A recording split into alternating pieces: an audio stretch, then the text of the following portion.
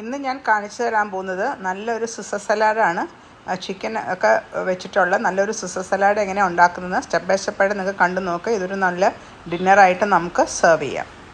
First സ്റ്റെപ്പായിട്ട് അതിന് dressing ഉണ്ടാക്കാനായിട്ട് ഒരു മിക്സിയിൽ ഒരു മുട്ട, 4-5 അല്ലി വെളുത്തുള്ളി, മസ്റ്റേർഡ്, വിനീഗർ ചേർത്ത് നന്നായിട്ട് ബീറ്റ് ചെയ്യാം. അത് കഴിഞ്ഞ് ഇടയ്ക്ക് ഓയിൽ ഒഴിച്ച് കൊടുത്തിട്ട് നമുക്ക് നന്നായിട്ട് അതിനെ ബീറ്റ് ചെയ്തെടുക്കണം. 1-2 പ്രാവശ്യം ബീറ്റ് ചെയ്തിട്ട് പിന്നെ കുറച്ച് ഓയിൽ ഒഴിച്ച് കൊടുത്താൽ മതി. ഇതുപോലെ തിക്ക് കൺസിസ്റ്റൻസി ആവുന്നവരെ അതിനെ ബീറ്റ് ചെയ്തെടുക്കണം.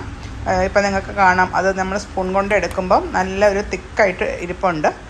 ഈ കൺസിസ്റ്റൻസി ആയിരിക്കണം നമ്മുടെ സോസിൻ്റെ. അത് കഴിഞ്ഞിട്ട് അതിനകത്തോട്ട് അത് ബീറ്റ് ചെയ്ത് കഴിഞ്ഞിട്ട് നമുക്ക് ഇതിനകത്തോട്ട് ഒരു അര നാരങ്ങയുടെ നീരും ആഡ് ചെയ്ത് കൊടുക്കാം. ഇനി നമുക്ക് അതിൻ്റെ മുകളിലിടാനുള്ള ക്രോട്ടൺസ് ആഡ് ചെയ്യാം. അത് ബ്രെഡ് ചെറിയ ക്യൂബ്സായിട്ട് മുറിച്ചിട്ട് കുറച്ച് ബട്ടറും ഓയിലും ഒഴിച്ചിട്ട് അതിനകത്ത് ഒന്ന് ഡ്രൈ ആക്കണം. അതൊന്ന് റോസ്റ്റ് ആവുന്ന വരെ നമുക്കതിനെ കുക്ക് ചെയ്ത് അതിനെ ഡ്രൈ ആക്കി എടുക്കണം. അത് മുകൾ വശമൊക്കെ നല്ല മൊരിഞ്ഞു വരും. ഇപ്പം നിങ്ങൾക്ക് കാണാം, ആ ബ്രെഡൊക്കെ മൊരിഞ്ഞ് വന്നിട്ടുണ്ട്. അപ്പോൾ അതിനകത്തോട്ട് അതിൻ്റെ ഫ്ലേവർ ഒന്ന് കൂട്ടാൻ വേണ്ടിയിട്ട് പൊടിയായി അരിഞ്ഞ് ഒരു 2 അല്ലി വെളുത്തുള്ളിയും കൂടെ ആഡ് ചെയ്തിട്ട് അതിനെ റോസ്റ്റ് ചെയ്തിട്ട് ഓവനിൽ വെച്ചിട്ട് വേണം അതിനെ റെഡിയാക്കി എടുക്കാൻ. സിസർ സലാഡിൽ ചിക്കൻ ഉണ്ടാക്കാനായിട്ട് ഞാനൊരു ചിക്കൻ ബ്രസ്റ്റ് എടുത്തിട്ടുണ്ട്. അതിനകത്തോട്ട് ഉപ്പ്, പെപ്പർ, മസ്റ്റേർഡ്, ഇച്ചിരി പപ്രിക്ക, കുറച്ച് ഓയിൽ, ഇതെല്ലാം കൂടെ മിക്സ് ചെയ്തിട്ട് ആ ചിക്കൻ ബ്രസ്റ്റിൽ പരട്ടി ഒരു 15 മിനിറ്റ്സ് മാരിനേറ്റ് ചെയ്ത് വെക്കണം. എന്നിട്ട് വേണം നമുക്കതിന് ഓയിലൊന്ന് ഗ്രില്ല് ചെയ്തെടുക്കാനായിട്ട്. അത് നേരത്തെ നമുക്ക് ഇങ്ങനെ പരട്ടി ഫ്രിഡ്ജിൽ വെക്കാം.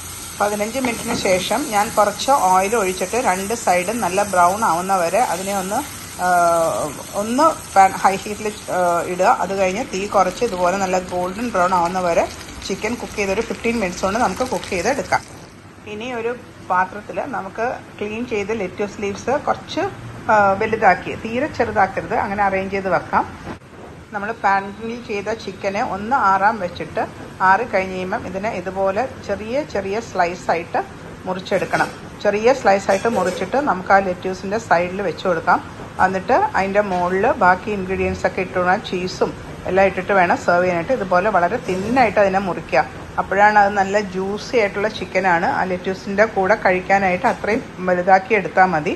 എന്നിട്ട് ആ ലെറ്റ്യൂസിൻ്റെ സൈഡിൽ ചെറിയ പീസായിട്ട് ഇതുപോലെ നമുക്ക് ചിക്കൻ അറേഞ്ച് ചെയ്ത് വെക്കാം. ഇപ്പോൾ ലെറ്റ്യൂസിൻ്റെ കൂടെ എല്ലാ ചിക്കൻ പീസസും ഞാൻ അറേഞ്ച് ചെയ്ത് വെച്ചു. ഇനി നമുക്ക് അതിൻ്റെ മുകളിൽ കുറച്ച് ഗാർണിഷായിട്ട് പാഴ്സലി അരിഞ്ഞതും പിന്നെ നമ്മൾ പാർമസൻ ചീസും ഗ്രേറ്റ് ചെയ്തത് നമുക്ക് ഇട്ട് കൊടുക്കാം. അതിൻ്റെ മുകളിൽ നേരത്തെ ഉപയോഗിച്ച സോസും ഇതും കൂടെ മിക്സ് ചെയ്ത് വേണം കഴിക്കാനായിട്ട്. അത് ഞാനിപ്പോൾ കാണിക്കാത്തതെന്ന് വെച്ചാൽ സോസ് മിക്സ് ചെയ്യുമ്പോഴത്തേക്കും ഇതങ്ങ് ലെറ്റ്യൂസൊക്കെ ഇങ്ങ് തളർന്നു പോകും. അപ്പോൾ അതുകൊണ്ട് കഴിക്കുന്ന സമയത്ത് വേണം നമ്മൾ സോസ് ഇതിനകത്ത് മിക്സ് ചെയ്ത് ആ ക്രോട്ടോൺസ്, അതായത് നമ്മൾ ആ ബ്രെഡ് ചെറിയ കഷ്ണമായിട്ട് മുറിച്ചുണ്ടല്ലോ, ആ ക്രോട്ടോൺസും അതിൻ്റെ മുകളിലിട്ട് നല്ല ക്രഞ്ചി ആയിട്ട് ഇരിക്കും. അങ്ങനെ വേണം ഈ സിസർ സലാഡ് നമ്മൾ സെർവ് ചെയ്യാനായിട്ട്. സോസ് ഒഴിച്ച് അതിൻ്റെ മുകളിൽ ക്രോട്ടോൺസ് ഇതുപോലെ ഇട്ടിട്ട് വേണം സെർവ് ചെയ്യാനായിട്ട്.